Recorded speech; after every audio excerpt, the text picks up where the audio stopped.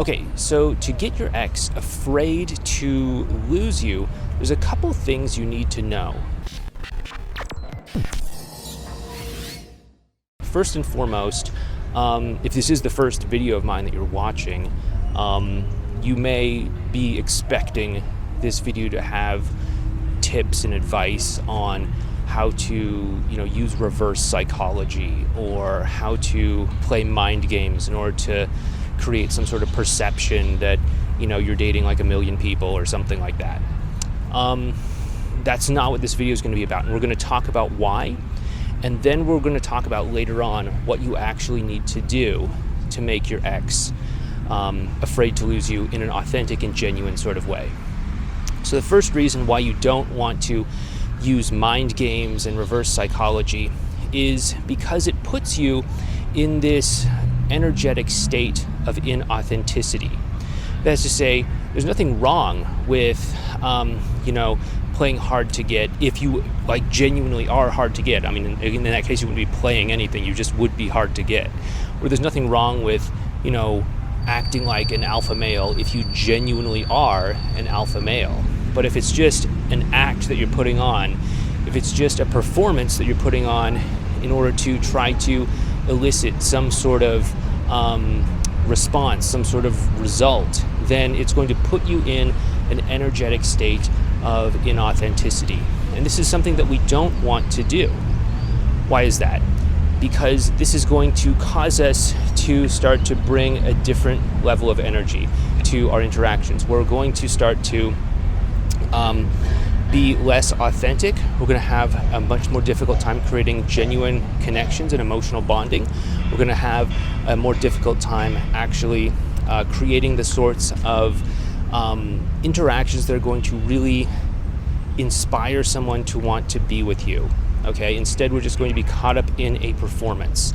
And even if you were to get back together, or even if you were to succeed in making your ex fear losing you, there'd be a deep part of you deep down that would know that it was all just fake. It was all just perception. It was all inauthentic. And that brings us to the second reason why these mind games aren't something that I'd recommend. And that is because it creates this sort of split in reality. It creates this split between the perception that you're putting out and how you genuinely are. And this can be troublesome for a couple of different reasons. It can be troublesome because eventually when we are being inauthentic, when we are putting out some sort of perception that what we are presenting is one way, but how we really are is a different way, it can be difficult because it causes us to, in a certain way, believe that we are not good enough. We're not good enough with who we are. We're not good enough as who we are. And it starts to actually limit our energetic ability to create the kind of relationships and the kinds of connections and the kinds of impacts in the world that we really want. Because on some level, we don't believe that we can have a real, genuine, meaningful connection with someone. And so this is actually a setup for a lot of challenges and a setup for a lot of hard times moving forward. Plus, beyond that, beyond if you're just able to look at how you feel about yourself and your level of self-esteem in the whole process, it's also going to cause you to additionally put yourself in a place where you're likely to get found out. That's to say, okay, maybe you are able to get back together with your ex. Maybe you're able to get them to fear losing you and they cling on to you and they want to work things out with you and you get back together. But if it was all just an act, if it was all just a show, if it was all just a charade, depending on how you pronounce it, then there is going to come a time where you have to pay the debt of putting on a performance. That's to say, you have to, they will discover that really there weren't a million people dating you. They'll discover that really you really weren't this alpha male that you were pretending to be. Again, there's nothing wrong if you genuinely are that way. But if you're just putting on a performance, then it's likely to it's likely to catch up with you in the end. And there's nothing wrong with any of these other things as long as they are genuinely who you are and how you're showing up in that moment.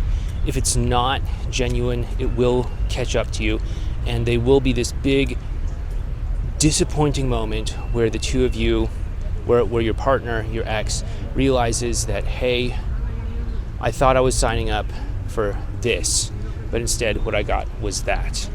And that can cause a lot of relationships to struggle. It can cause a lot of relationships to end in breakup. And it can cause a lot of relationships to go in a direction that's not going to be very great for you and what you want.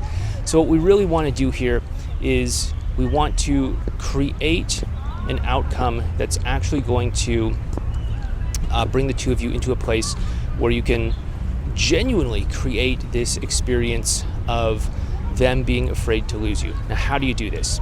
You do this by, number one, understanding, so first of all, they're your partner. The two of you were together. The two of you should have an idea about why they wanted to be with you, what they're looking for in a relationship, and all of that stuff. And so what you want to do is you want to really live into that as much as possible. So, you really want to demonstrate to them that you embody everything that they were looking for in a relationship, and you embody everything that they're looking for in a partner, and that you embody everything that they want in love. And if you're able to do that, then they're able to say, okay, here is someone who was really living it all out. Here's someone who is everything that I was looking for in a partner, in a relationship, in love, and all of that. And I walked away from it. That can be hard for them, and that can make them think, okay, I made a mistake. I think I actually do want to get back together. The second thing you want to do as well is to really live into your own values, because as you live into your own values and live your best life, you're also going to be maximizing how you are showing up in the moment. Now again, they chose to be in a relationship with you. There's probably something about you that they found attractive, interesting, desirable, etc.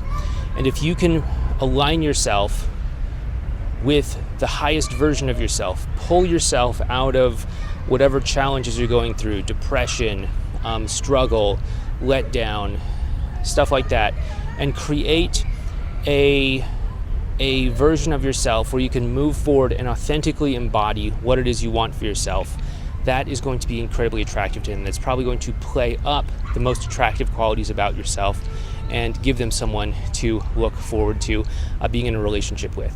This is incredibly powerful stuff. You really want to make sure you put this into action. If you found this helpful, please make sure you hit the thumbs up button for this video. And up next, please make sure you check out this video series over here, where we'll go ahead and talk about how to automatically attract your ex using all of this stuff by aligning yourself to who you want to be and really embodying that fully. Anyway, thanks so much. Take care, and I'll talk to you next time.